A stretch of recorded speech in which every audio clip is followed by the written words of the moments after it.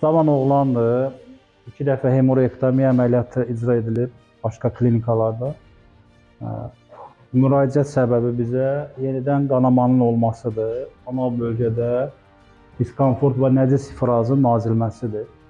Baxış zamanı təbii burada baxırıq ki, sirkulyar olaraq darlıq yaranır. Təbii ki, yaranacaq. 2 dəfə müdaxilədən sonra sellik qışanın çox hissəsi, porsiyası götürülür. Aşağı hissədə çox darlıq var. Əməliyyat planımız nədir? Arxa divarın plastikasını icra edərik. Enmə üsulu ilə sellik qışanı endirərik. Və daxildə babasel düyünləri var. Çox təəssüflə götürülməyib. Onları yandırarıq. Ən maraqlısı nədir? 3-cü dəfə müraciət zamanı həkimə qeyd olunub ki, səni 3-cü dəfə əməliyyat eləmək olmaz. Niyə olmaz? Öyle bir anlaşma yoxdur.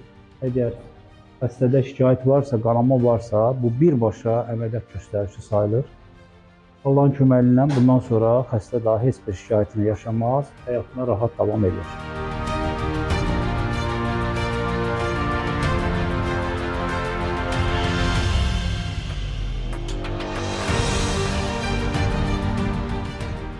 Əməliyyatımız sona çatdı. Planlaşdırdığımız kimi arxa divarın plastikası sellik qışanı enmə üsulu ilə etdik. Daxili düyünləri də yandıraraq götürdük.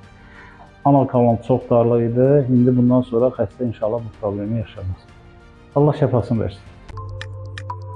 HCC Clinical Hospital. Sağlamlığınızı bizə etibar edin.